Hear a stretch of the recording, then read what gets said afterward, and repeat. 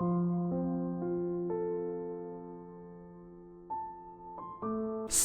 sari nasihat dari Huang Mu atau Bunda Suci Part 7. Kunci emas yang tak bermakna telah menutup pintu pagoda yang menyimpan barang mujizat. Dengan anak kunci yang tak bermakna pula untuk membuka pintunya. Guru penerang yang memberi petunjuk sungguh tak terbalas jasanya.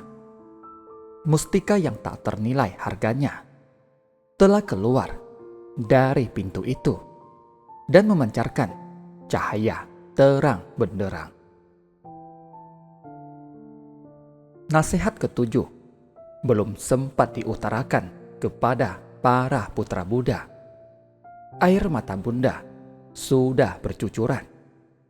Ini semua disebabkan Bunda merisaukan putra-putriku yang telah lama tersesat di dunia fana. Bunda di surga siang malam bersedih hati dan mengeluh.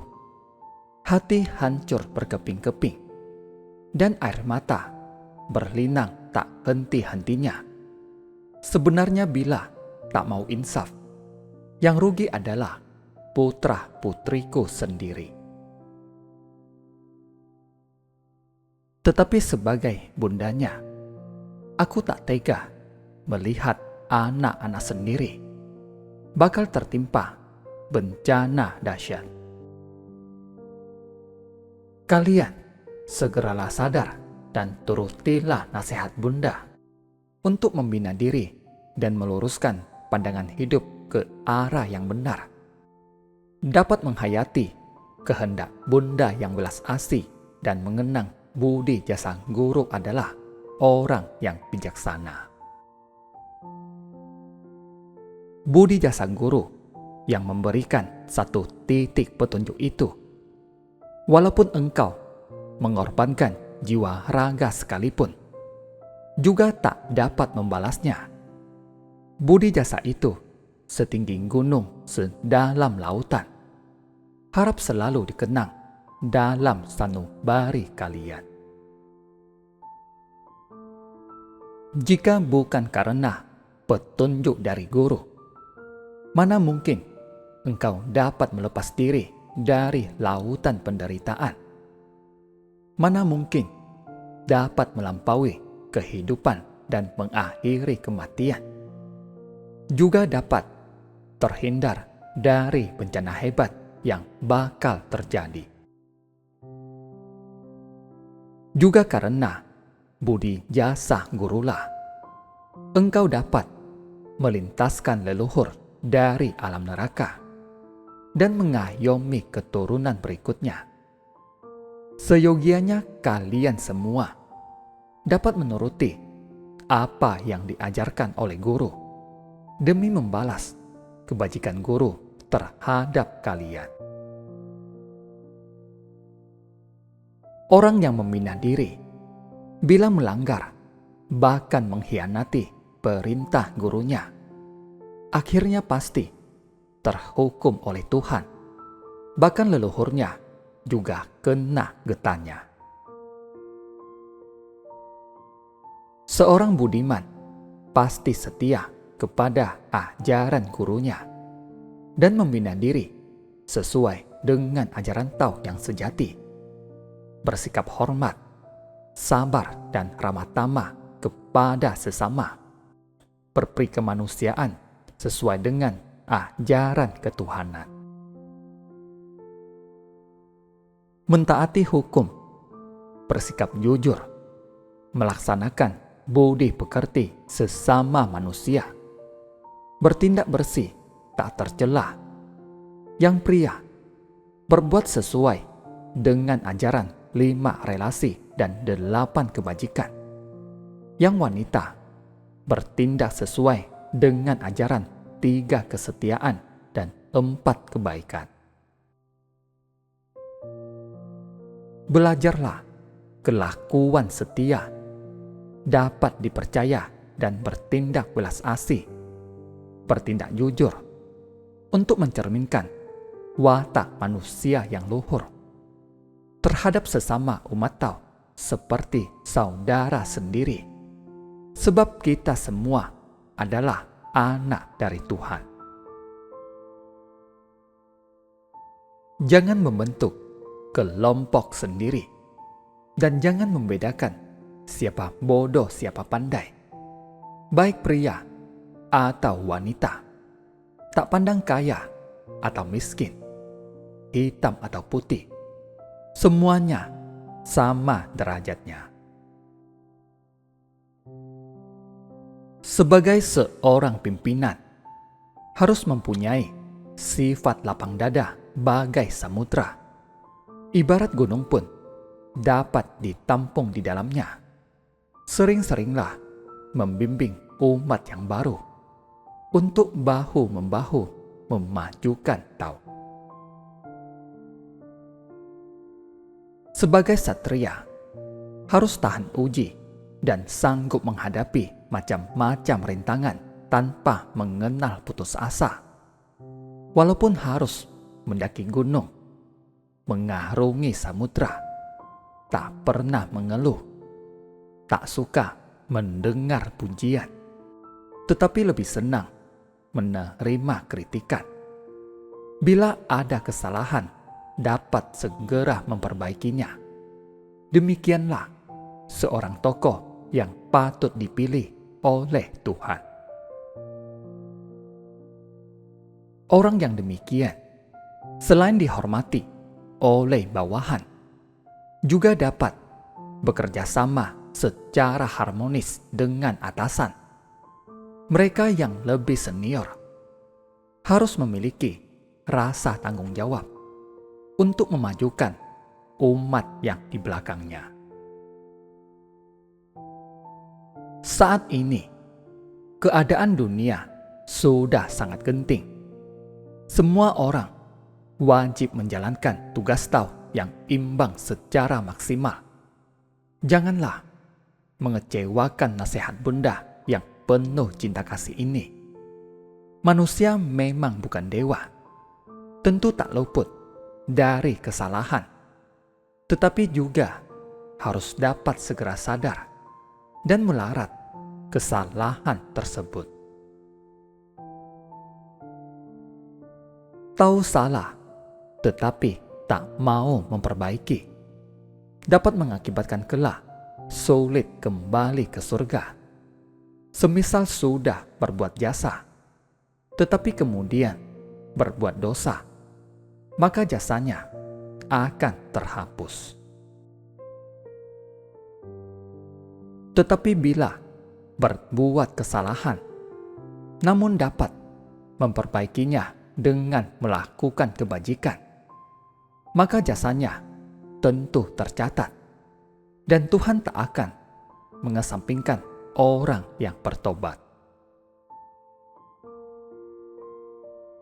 Bila jasanya besar, kesalahannya sedikit, maka orang yang demikian pasti terdaftar di surga.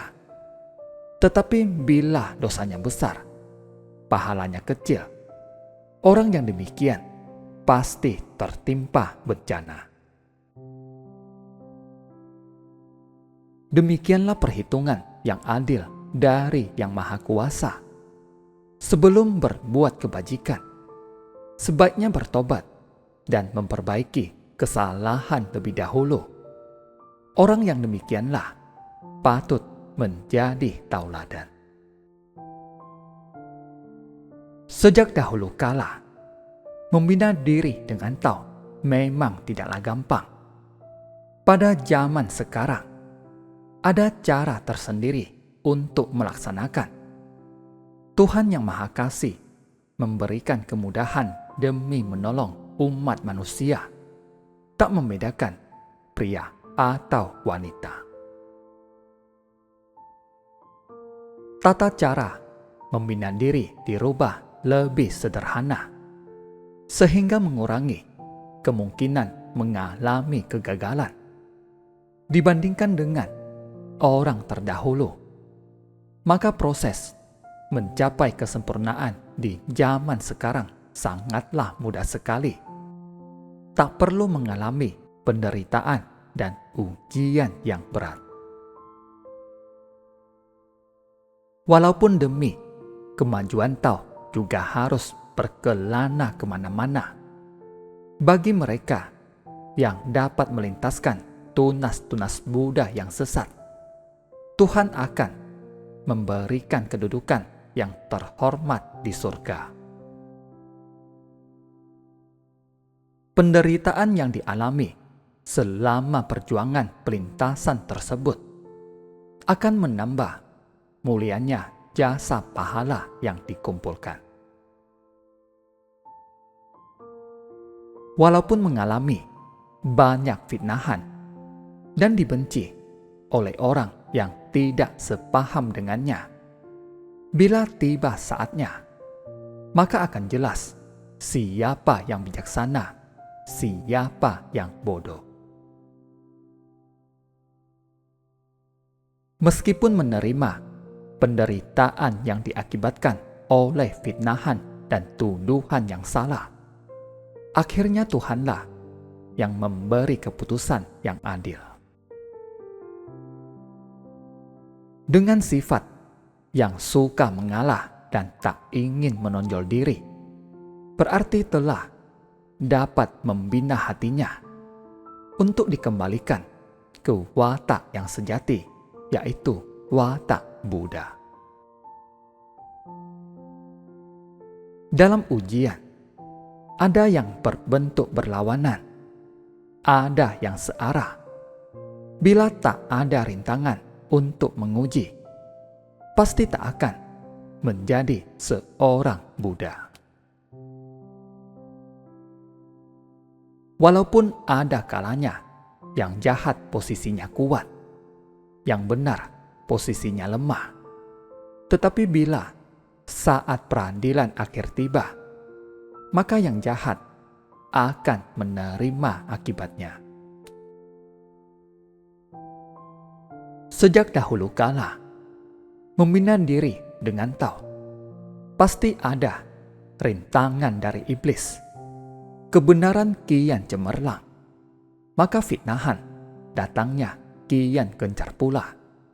Demikian juga yang harus dialami oleh ajaran Tao yang sejati. Ini semua bukan disebabkan oleh dosa orang yang membinanya terlalu besar.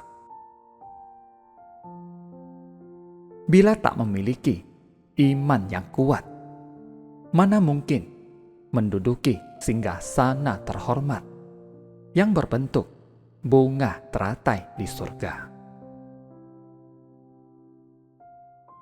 Orang yang rezekinya minim dan penakut, mentalnya pasti tak teguh. Orang yang demikian, meskipun mendapatkan Tao, akhirnya juga mengundurkan diri dan gagal kembali ke surga. Anak-anakku, janganlah beranggapan bahwa orang yang membina Tao adalah orang bodoh atau tak waras. Bersungguh-sungguh membina diri, berbuat jasa besar, mengumpulkan banyak pahala, maka namanya akan harum sepanjang masa.